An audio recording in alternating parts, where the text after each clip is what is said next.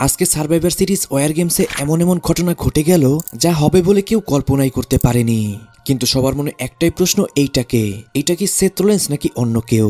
So guys, আজকে survivor series war games শেষ হয়ে গেছে। কি হলো আজকের সার্ভাইভার সিরিজে সমস্ত কিছুই থাকবে আজকের এই ভিডিওতে। আজকের সার্ভাইভার সিরিজের শুরুতেই ওমেন ওয়ার গেমস শুরু হয়ে যায়। প্রতি বছর যেরকমটা আমরা দেখতে পাই যে সমস্ত সুপারস্টারটা একটি কেস থেকে বেরিয়ে রিং এর মধ্যে এন্ট্রেন্স করে, আজকে কিন্তু এই বিষয়টার পুরো উল্টো ছিল। আজকে সমস্ত সুপারস্টাররা একদম ব্যাক স্টেজ থেকে এন্ট্রেন্স করছিল। এর কারণ হচ্ছে অনেক বেশি স্টেডিয়ামের মধ্যে অডিয়েন্স ছিল, যার কারণেই কিন্তু আলাদা করে কেস করার মতো কোনো সুযোগই ছিল না ডাব্লিউডাব্লিউর হাতে। যাই হোক, ওমেন ওয়ার গেমস শুরু করে কিন্তু আজকা এবং শার্লেট ফ্লেয়ার, তাদের মধ্যে বেশ কিছুক্ষণ ফাইট চলে। যেহেতু ওমেন ওয়ার গেমসের অ্যাডভান্টেজ ছিল শার্লেট ফ্লেয়ারের টিমের, তাই সেখানে নেক্সটে চলে আসে শার্লেট ফ্লেয়ারের টিমের ইয়ো স্কাই এন্ট্রেন্স করার সময় গার্বেজ ক্যান নিয়ে আসে এবং কি এটার ইউজ কিন্তু সে পুরো ম্যাচের মধ্যেই করে।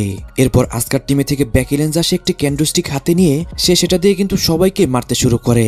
আর বেকি লিঞ্চ যখন ক্যান্ডো স্টিক দিয়ে ইয়ো স্কাইকে মারছিল, ইয়ো স্কাই বিষয়টাকে যেভাবে সেল করছিল সেটা কিন্তু দেখার মতো ছিল। আর গাইস, এরপরে কিন্তু আস্তে আস্তে দুইটি টিমের সমস্ত মেম্বাররাই এন্ট্রেন্স করে। একটি মোমেন্টে এজিলির যখন এন্ট্রেন্স হচ্ছিল, তখন এজিলিকে দেখে ভয় পায় বেকি লিঞ্চ এজিলি যাতে রিং এর মধ্যে না আসতে পারে এই জন্য সে কেজের দরজাটি আটকে দেয়। কিন্তু এজিলি সেই কেসটি বেয়ে কিন্তু ভিতরে চলে যায়। এজিলি রিং এর ভিতরে যাওয়ার পরেই কিন্তু সে বেকি লিঞ্চকে এদিক থেকে ওদিক ভাগিয়ে মারছিল।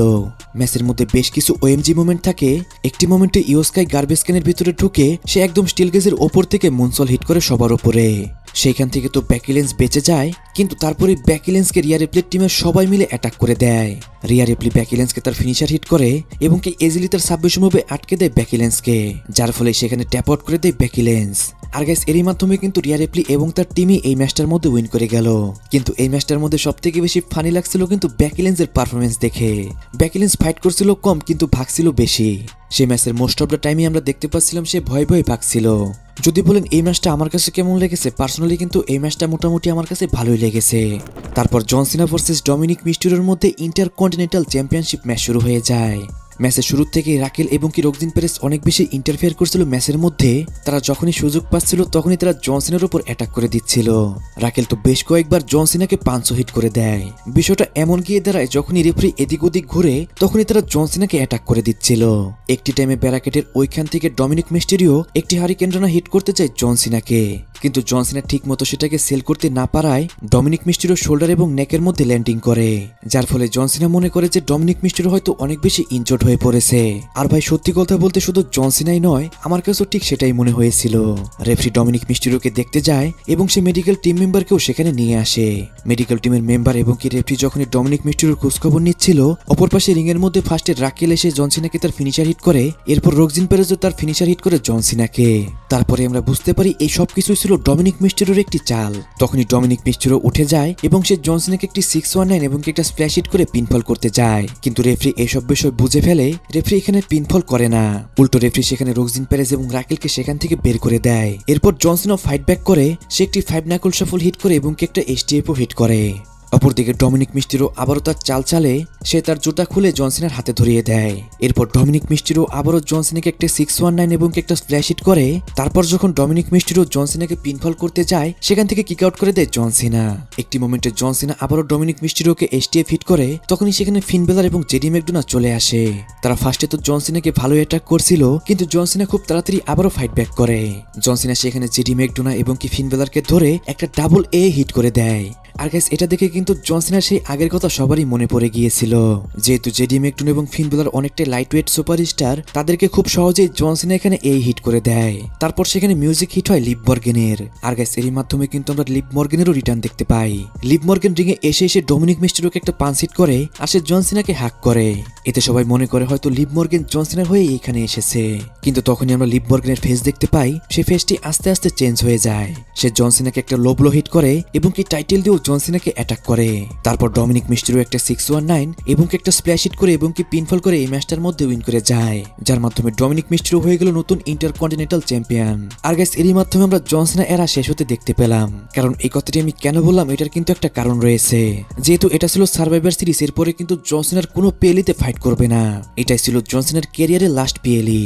এখন অনেকে এই বিষয়টা বুঝছে না, জন সিনা যেহেতু স্যাটারডে নাইট মেইন ইভেন্টে ফাইট করবে, তাহলে কিভাবে এটা লাস্ট পিএলই হয় জন সিনার ক্যারিয়ারে। তাদেরকে আমি আমি বলছি স্যাটারডে নাইট মেইন ইভেন্ট কিন্তু কোনো পেলই নয়, সেটা মানডে নাইট র এবং কি স্ম্যাকডাউনের মতো একটা জাস্ট শো। তাই আজকের সার্ভাইভার সিরিজে ছিল জন সিনার ক্যারিয়ারের লাস্ট পেলি। গাইস এই জন্যই যদি আপনি জন সিনার ফ্যান হয়ে থাকেন অবশ্যই কমেন্ট বক্সে থ্যাংক ইউ সিনা লিখতে কিন্তু ভুলবেন না। তারপর স্টেফেনি বেকর ভার্সেস নিকি বেলার মধ্যে ওমেন চ্যাম্পিয়নশিপ ম্যাচ শুরু হয়ে যায়। আর গাইস এই ম্যাচটার মধ্যে সেরকম কিছুই ছিল না, জাস্ট এখানে স্টেফেনি বেকর নিকি বেলাকে হারিয়ে দেয়। এই ম্যাচটা অনেকটাই প্রেডিক্টেবল ছিল। আর গাইস এই ম্যাচটা কিন্তু অতটা হাইপও ক্রিয়েট করতে পারেনি অডিয়েন্সের মধ্যে। তারপর শুরু হয়ে যায় man war games match. Man war games ম্যাচটা শুরু করে কিন্তু সিএম পাঙ্ক এবং ব্রন ব্রেকার এবং সিএম পাঙ্কের মোটামুটি ভালোই ফাইট চলছিল। তখনই সেখানে ড্রু ম্যাকেন্টায়ার চলে আসে, কারণ ভীষণের কাছেই কিন্তু এইবারে রয়্যাল গেমসের অ্যাডভান্টেজ ছিল। ব্রন ব্রেকার এবং ড্রু ম্যাকেন্টায়ার দুইজন মিলে সিএম পাঙ্কের অবস্থা একদমই খারাপ করে ফেলে। অবস্থা সিএম পাঙ্কের এমনই হয়ে যাচ্ছিল যে মনে হচ্ছিল যে সিএম পাঙ্ক হতে পারে আজকের ম্যাচের মধ্যে আর টিকতেই পারবে না। কিন্তু তখনই সেখানে সিএম পাঙ্কের টিম মেম্বার কোডি রোডস চলে আসে। কোডি রোডসকে দেখে ড্রু ম্যাকেন্টায়ার স্টিল কেজের দরজা আটকে দেয়, কিন্তু কোডি রোডস সেখানে থেমে থাকে না।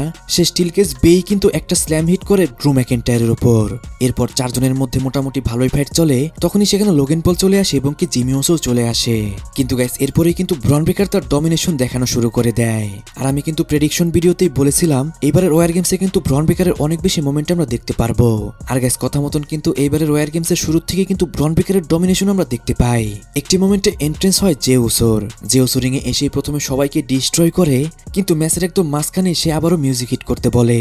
আর গাইস এটা শুনতে হলো এটাই সত্যি, জে উসোর আবার মিউজিক হিট হয় এবং সেই স্টিল গেজের ওপরে উঠে ইট করতে শুরু করে।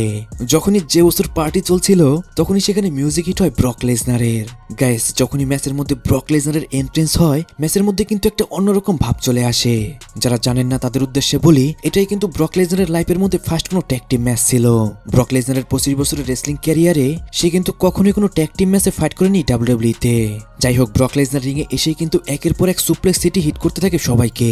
তারপরে ব্রক লেসনার সবাইকে কিন্তু F5ও হিট করে, কিন্তু ব্রক লেসনারের রাগটা একটু বেশি কোডি রোজের উপরে আমরা দেখতে পাচ্ছিলাম।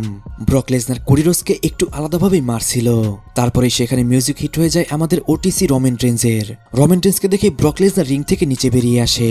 আর গাইস তারপরে কিন্তু ব্রক লেসনার এবং রোমান রেঞ্জের মধ্যে রিং সাইডের বাইরে কিন্তু অ্যাকশন শুরু হয়ে যায়। ফার্স্টে রোমান রেঞ্জ একটি সুপারম্যান পাঞ্চ হিট করে ব্রক লেসনারকে, কিন্তু আজকে ব্রক লেসনার একদমই ফায়ার ছিল। তারপরে রোমান রেঞ্জকে ব্রক লেসনার একটা অ্যানাউন্স টেবিলের উপর F5 হিট করে দেয়। ব্রক লেসনার সেখানেই থামে না, সে রোমান রেঞ্জকে মারতে মারতে রিং এর মধ্যে নিয়ে যায়। এরপর যেহেতু দুইটি টিমেরই 5 জন মেম্বার চলে এসেছে রিং এর মধ্যে, তাই শুরু হয়ে যায় ওয়ার গেমস এর মেন ফাইট। শুরুতে রোমান রেঞ্জকে ব্রক লেসনার একটা F5 হিট করে পিনফল করে, সেই পিনফলটি কাউন্টার করে কোডি রোডস। তারপর সিএম পাঙ্ক একটি জিটিএস এবং কি কোডি রোডস তার ফিনিশার হিট করে ব্রক লেসনারকে যখন তারা পিনফল করে তখনই লোগেন পল সেখানে কাউন্টার করে। তারপরে আমরা দেখতে পাই লোগেন পলের হাতে একটি ব্রেস্ট নক দেয় পল হেমেন। লোগেন পল ফার্স্টে সেটা দিয়ে সবাইকে মারতে থাকে, কিন্তু যখন সময় আসে রোমান রেঞ্জের, উল্টো রোমান রেঞ্জ লোগেন পলকে একটা স্পিয়ার হিট করে দেয়। তারপর রোমান রেঞ্জ লোগেন পলের হাত থেকে সেই ব্রেস্ট নকটি নিয়ে যায় এবং সেটি দিয়ে সবাইকে একটি করে সুপারম্যান পাঞ্চ হিট করতে থাকে। রোমান রেঞ্জ ব্রক লেসনারকে একটা স্পিয়ার হিট করে টেবিলের উপর। তারপরে আমরা দেখতে পাই ব্রন ব্রেকারের আবারও ডমিনেশন। ব্রন ব্রেকার একে একে রোমান রেঞ্জের টিমের সবাইকে ডিস্ট্রয় করতে শুরু করে। একটি মোমেন্টে সিএম পাঙ্ক একটু সময়ের জন্য ফাইট ব্যাক করে, তখনই কেউ একদম ব্ল্যাক মাস্ক পরে এবং কি ব্ল্যাক পোশাক পরে কেস বে ভিতরে চলে আসে। সে এসে সিএম পাঙ্কে ফার্স্টে একটি কিক এবং একটা স্টর্ম হিট করে সেখান থেকে চলে যায়। যখনই সিএম পাঙ্কে সেই মিস্ট্রি ম্যান একটা স্টর্ম হিট করে অনেকেই মনে করেছিল এটা হয়তো সেথ রোলিন্স, কিন্তু গাইস এই মিস্ট্রি পার্সনের যে বডি ল্যাঙ্গুয়েজ ছিল সেটা কিন্তু আমি সেথ রোলিন্সের সাথে মিলাতে পারছি না। এখন গাইস এই সুপারস্টারটি কে বলে আপনি মনে করেন সেটা কিন্তু অবশ্যই কমেন্টে জানাবেন। তারপর ব্রন ব্রেকার সিএম পাঙ্কে একটি সুপার স্পিয়ার হিট করে, তারপর ব্রন ব্রেকার সিএম পাঙ্কে পিনফল করে এই ম্যাচটার মধ্যে কিন্তু তারা উইন করে যায়। আর গাইস এরই মাধ্যমে কিন্তু ব্রক লেসনারের টিমই এই ম্যাচটার মধ্যে উইন করে গেল। সত্যি কথা বলতে এই ওয়ার গেমসটা কিন্তু আমার কাছে অনেক বেশি ভালো লেগেছে শুধু ব্রক লেসনারের জন্য। ভাই সত্যি কথা বলতে ব্রক লেসনার যখন রিং এর মধ্যে এন্ট্রি করে তখন মনে হয় একটি হার্ডকোর রেসলিং ম্যাচ দেখছি। এইসব কারণেই কিন্তু ব্রক লেসনার যখন রিং এর মধ্যে আসে অন্যরকম একটা ভাইব চলে আসে। যাই হোক যখনই ম্যাচটি শেষ হয়ে যায় এবং কি ব্রক লেসনারের টিম সেখান থেকে চলে যায়, আমরা দেখতে পাই রোমান রেঞ্জ ফার্স্টে সিএম পাঙ্ককে উঠায়, কিন্তু এরপরই রোমান রেঞ্জ এবং কোডি রোজের মধ্যে আমরা কিছু ঝামেলা দেখতে পারি। তাদের মধ্যে হাতাহাতি তো হয় না, কিন্তু এমনভাবে ফেস অফ হয় মনে হচ্ছিল যে তাদের মধ্যে হয়তো এখনই কোনো ফাইট হতে পারে। এখন গাইস ডাব্লিউডাব্লিউ আমাদের এটা বোঝাচ্ছে ফিউচারে হয়তো রোমান রেঞ্জ এবং কোডি রোজের মধ্যে কোনো ঝামেলা হতেই পারে। আর এই সপ্তাহের মানডে নাইট রতে আমরা জানতে পারবো কে এই পার্সন যে সিএম পাঙ্ককে এইভাবে অ্যাটাক করলো। গাইস সার্ভাইভার সিরিজ তো আমার কাছে অনেক ভালো লেগেছে। আপনার কাছে আজকের সার্ভাইভার সিরিজটি কেমন লেগেছে অবশ্যই কিন্তু কমেন্টে জানাবেন। সো গাইস আজকের ভিডিও এই পর্যন্তই। রেসলিং সম্পর্কে সমস্ত নিউজ এবং আপডেট জানার জন্য চ্যানেলটিকে সাবস্ক্রাইব করবেন।